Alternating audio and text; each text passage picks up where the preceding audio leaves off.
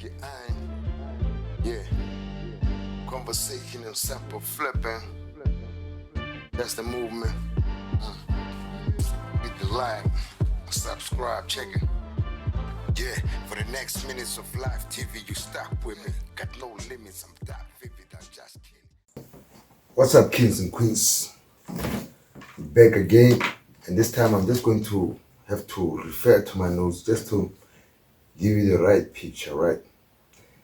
As usual, we're talking about the Senzo case, and this time we're just trying to check the story of Pinky, right? Pinky is starting to sound suspect to me because let me tell you why I think she's suspect. Okay, before we get there, please like and subscribe. Please like the video. Also hit that notification bell so that when we drop more content like this, you are in the loop, right?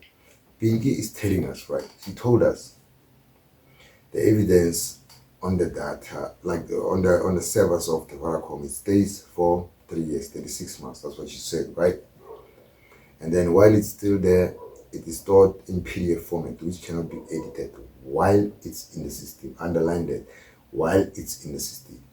So what happens to that information when it gets out, when it's out of the system? It can be edited, right? I think we can all agree on that. Now, what I wanted to point out about this this evidence, this three years data retention, I don't know what is it. Is it their policy or what? I don't know.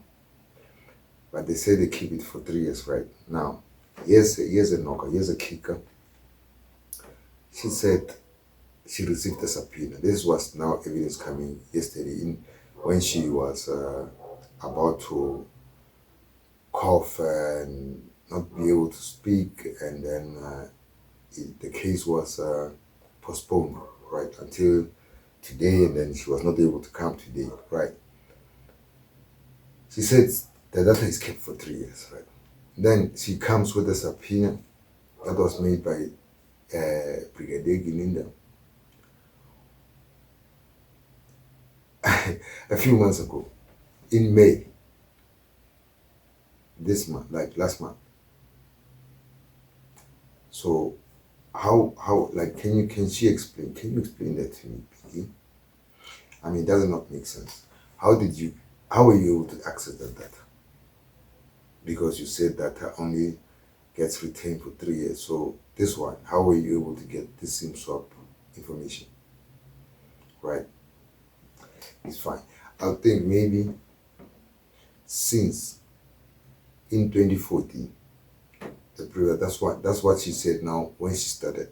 In 2014, she received a subpoena for about like 9 numbers. I think it's 9 numbers that I counted. 9 numbers. I think mostly it was people in the house.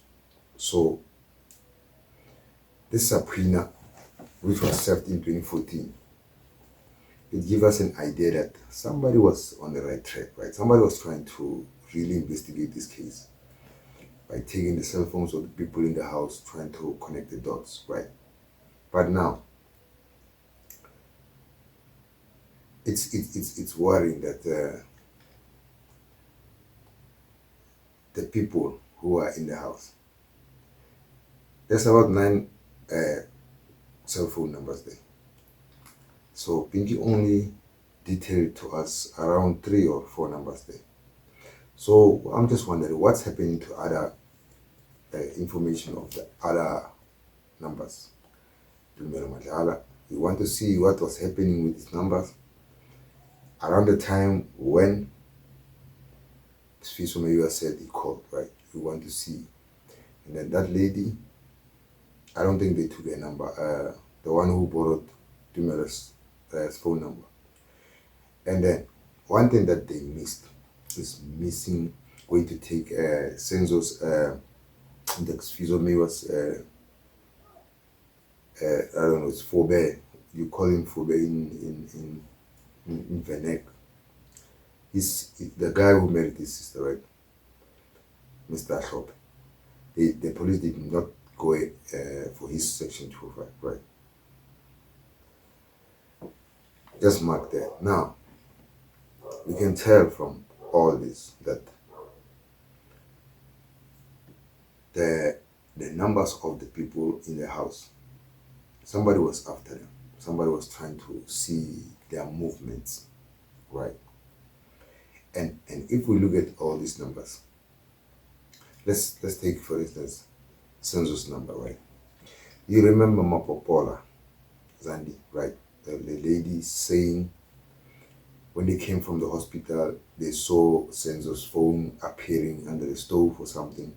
I'll just drop a clip on the side from a Twitter, just a tweet from a news reporter saying that. She's saying, I saw the phone, Senzo's phone, under the stove. Now, you have to keep in mind, around this time, the event happened at 8 o'clock, and then Senzo was pronounced dead at 9:15, right? 1.5 or 1 and 15 minutes late. Now, at 8 o'clock, the incident happens. And then a few minutes later, they rush to the hospital, right? That means, according to Mapopola, they left Senzo's phone in their house. Because when they came back, they saw it in the stove. And just keep in mind that the Senzo's phone, let me just check my notes. His phone, right? And his phone and this other number, ending with 2185, right? They were both on the, like what, in these towers. They were pinging from clinics around 9 o'clock, from 9 o'clock to 10:30, right? They were pinging from that Spread View Clinics area, Clinics Bophelo Hospital, right? They were pinging from it. So that means Senzo's phone was at the clinics around from 9 o'clock until 10 o'clock. Now, that means when Mapopola and the other people in the house were at the hospital, the phone was with them there around 9 o'clock because Senzo was pronounced dead on around 9:15. Now, keep in mind also that those phones stays there at the clinics up until 10, 10:30. Now, here's another kicker.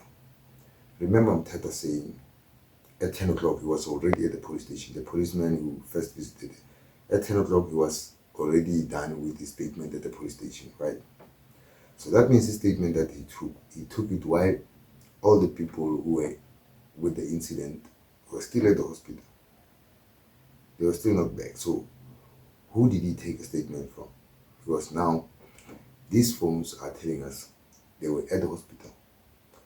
So who was he taking the statement from? Because he himself said when he entered the hospital, Kelly was sleeping. Now, this is between 9 and 10. But Mteto at 10, he was already gone at the station. He had some information from who? Right? We just want to see, we're going to make it a common factor. We just want to see how many phones there, provided Pinky brings that up, how many phones were at the hospital, at clinics, from 9 until 10. We just want to see from all the people in the house. And it will give us a picture, right? Because it's clear that Mapopola is lying. No Senzo's phone was found under the stove somewhere. The phone was with them at the hospital, right? Now, all the phones that were at the clinic, right? I'm going to repeat this. According to what has been given up by Pinky, right? It was this phone ending with 2185. It was there at 2105 at the clinics. And then Senzo's phone ending with 9551. It was there at the clinics from 21:45 until 10 o'clock. Now, if we add Spread View as that other location, that phone was there from 1958 around spread view area until 21:45, just to spread view, and then from 21:45 we add that clinic stop. So we know that Mapopola is lying. No phone was there. Because if she's saying, she's telling the truth, that means Pingy's data is lying, and it cannot be. I just want to get back to this factor that Pingy said data stays for 3 years there, but she's able to bring us data from 2014 SIM swap. Just check that out. I'm just going to leave you with a little bit of that, and I'm going to leave you with that clip of Pinky saying data stays for 3 years on that system. Please like and subscribe. Also hit that notification bell so that when we drop more content like this, you are in the loop. Peace.